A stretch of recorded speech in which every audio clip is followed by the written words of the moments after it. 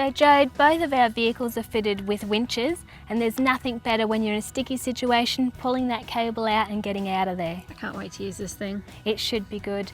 Now, as I said, both of them have a 12,000 pound electric winch with a handy remote as well. And 12,000 pounds does sound like a lot, but it's actually about 5.5 tonne in metric. And it's important to know how much your vehicle weighs, because this does affect how the winch operates. So how much does this one weigh? 2.6 from the factory, and with bull bar and accessory, maybe about 3 tonne now? About 3 tonne, okay, yep, so that does affect how the winch operates. We'll talk about that, and then we'll move on to some safety tips, and finally we'll use the winch. Awesome. There's your key for the safety, you know where that goes? Yeah, just in here. Okay, Jade, pop your hand down there, you'll feel the shifter tab there. Yep. That's located on the gear housing of the winch, and we're actually disengaging the clutch before we pull the cable out. Okay. Jade, you'll need these. They're really important, a good pair of gloves. Thank you. Okay, Jade, take that. I'll show you how long this cable is and also the different roll layers in it. So if you just want to keep going that way, I'll tell you when to stop. Okay, stop there. At that point there, Jade, this is what's called your 4th layer, and you have 3.1 tonne pulling capacity. And if you remember earlier, I asked you how heavy this vehicle was, and you said it was around 3 tonne. So you just have to remember at that point there, if you're stuck in mud, that your vehicle's going to be heavier, and you've only got about 3.1 pulling capacity. So just keep that in mind. So if you just keep going back to the next layer. Okay, stop there, Jade. So this is your 3rd layer, and at that point there, you've got 3.6 tonne pulling capacity, so it's getting greater. So if you keep going back to the next one, that's your 2nd layer, and at that point there you've got 4.1 tonne pulling capacity. If you keep going back to the last one.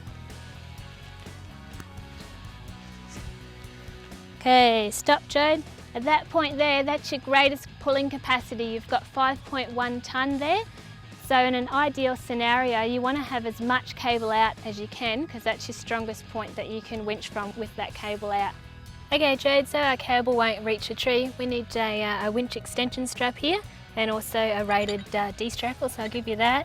You hang on to this end as well, and it's really important that you use something other than your winch cable to go around a tree.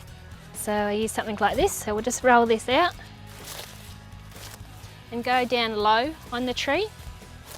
Okay, so we've got all the twists out of the winch extension there. Just need to put the D-shackle onto the strap, and we'll attach the cable to the shackle. And the next thing we'll do, we'll head up this way and put a dampener before we put any tension on this strap. We'll put the dampener about halfway up, Joe. And do you know why we actually put the dampener on? It's to dampen the recoil, isn't it? So it doesn't fling and hit things? Yeah, absolutely. That's right. In case the cable snaps, it just takes a bit of the impact.